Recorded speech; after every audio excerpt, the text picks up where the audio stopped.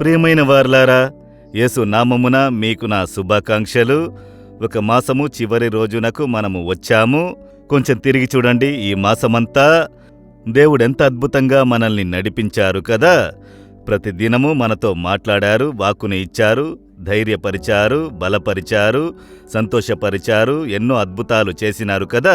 ఆయనకు మన కృతజ్ఞతలు తెలియజేయుటకు బాధ్యత కలిగి ఉన్నాము. ఈ మాసపు ఆఖరి రోజు దేవుడు నాకు ఏ వాగ్దానము ఉంచినారు అని ఆసక్తితో కనిపెట్టుకుని ఉన్నారు కదా. వేద గ్రంథంలో 2వ రాజులు 3వ అధ్యాయం 17వ వచనములో, గాలియే గాని వర్షమే గాని రాకపోయినను మీరు మీ మందలను మీ పశువులను త్రాగుటకు ఈ లోయ నీళ్లతో నిండును అని దేవుని వాక్యం తెలియజేయబడినది. ఏమి కారణము? ఇది 2 రాజులు, ఇశ్రాయేలీల రాజు, యూదారాజు ఏకీభవించి శత్రువులతో యుద్ధం చేయుటకు వెళుచున్నారు. 2 దేశముల సైన్యము, వేల కొలది ప్రజలు ఆ రాణువములో ఉండి అది ఒక గొప్ప సైన్యంగా బయలుదేరినారు. అయితే ఎడారికి వారు వెళ్ళినప్పుడు వారి దగ్గర ఉన్న నీరు అయిపోయినది. దాహంతో సైన్యంలోని వీరులు తప్పిస్తున్నారు. మృగజీవులు, గుర్రాల్లాంటివన్నీ వారి దగ్గర ఉన్నవి కదా. ఒంటెలు, మృగజీవులు అన్నీ నీరు లేకుండా పరితపిస్తున్నవి. ఏం చెయ్యాలో తెలియని పరిస్థితి. తడబాటు, ఎక్కడ చూసినా ఎడారి, నీరు లేని పరిస్థితి. దేవుని ప్రవక్తను పిలుచుచున్నారు. ఆ ప్రవక్త వచ్చి యెహోవాకి మొర్రపెట్టినప్పుడు దేవుని దగ్గర నుండి ఒక మాట చెబుతున్నారు. ఈ లోయలంతా గోతులను త్రవ్వండి. మీరు గాలిని చూడరు, వర్షమును చూడరు. ఈ గుంతలన్నీ నీరుతో నింపబడును. ఏమిటండి ఇది? ఎడారి అండి. ఎక్కడైనా ఒక పెద్ద నది ప్రవహిస్తున్నది, కొలనులు ఉన్నాయి, అక్కడక్కడి నుండి నీరు తీసుకుని వస్తే పర్వాలేదు. ఎడారిలో ఊరికే గుంతలను తవ్వి పెట్టినా వాన వచ్చే పరిస్థితి లేదు. వర్షాకాలము కాదు, ఎలా నీరు వస్తుంది?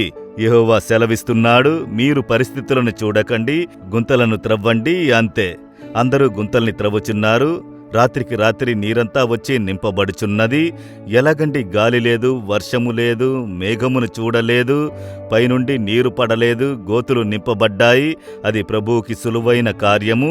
యెహోవా సర్వశక్తి కలిగిన దేవుడు. మీ జీవితంలో కూడా పరిస్థితులను చూసి మేలు జరిగినట్లుగా తెలియలేదు. పరిస్థితి చూస్తే ఇది జరుగునట్లుగా తెలియలేదు.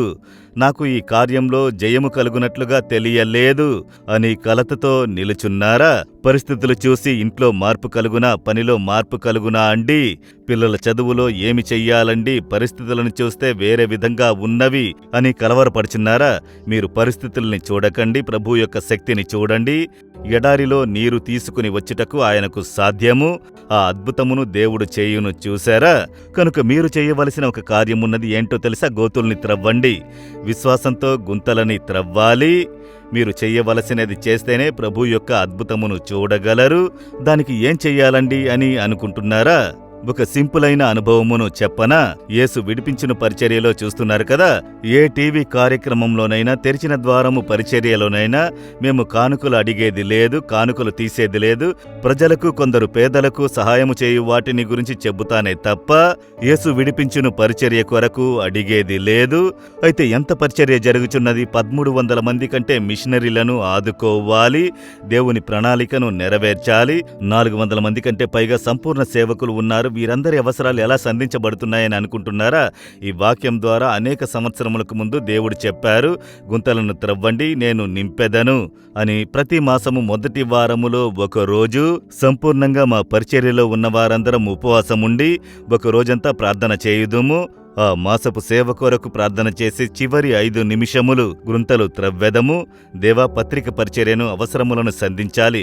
మిషనరీల పరిచర్యకు ఇంత అవసరమున్నది, సంధించాలి. సువార్త పరిచర్యకు ఇంత కావాలి, వాటికి సహాయం చేయుడి. అన్నిటినీ చెప్పి గుంతలను త్రవ్వి ప్రార్థించెదము. ఆ మాసము చివరన చూశామంటే అన్నీ నింపబడి ఉండును. ఇది యేసు నాకు నేర్పించిన కార్యము. మీ జీవితంలో ఏమి అవసరమున్నది దాన్నే చెప్పాను. వ్రాసి ఉంచి ప్రార్థించండి అని చెప్పాను. పిల్లల చదువుకి అండ్ కరెంటు ఉపయోగమునకు, ఈ ప్రొవిషన్ వస్తువుల కొరకు, లేక ఈ హాస్పిటల్ ఖర్చు కొరకు, లేక ఈ ఈఎంఐ కట్టుటకు వ్రాసి ఉంచి గుంతలను త్రవ్వండి. మోకాళ్లపై నిలబడండి, ప్రార్థన చెయ్యండి. కుటుంబంగా ప్రార్థించి దేవునికి తెలియజేయండి. అదే గుంతలను త్రవ్వుట. మీరు చెయ్యవలసినది చేస్తే ప్రభువు చెయ్యవలసింది చేస్తారు. ప్రకృతికి వ్యతిరేకమైన అద్భుతము జరుగును, మీరు దాన్ని చూచెదరు, విశ్వసించెదరా? ఇప్పుడు అలాగే ప్రార్థన చేయండి. దేవా, నేను గుంతలను త్రవ్వుచున్నాను. నా కుటుంబము అవసరము, నా వ్యక్తిగత అవసరము, నా జీవిత అవసరము, మా కార్యములలో వీటికి అద్భుతము జరగాలి. నా అవసరాలు సంధించబడాలి. నేను విశ్వసిస్తున్నాను, మీరు అద్భుతములను చేయుచున్నారు. యేసు నామములో amen, amen. Jesus Redeems Telugu YouTube ఛానల్ను సబ్స్క్రైబ్ చేయండి. సబ్స్క్రైబ్ బటన్ను క్లిక్ చేయండి మరియు బెల్ బటన్ను నొక్కండి. ప్రతిరోజు కార్యక్రమ సమాచారం పొందండి.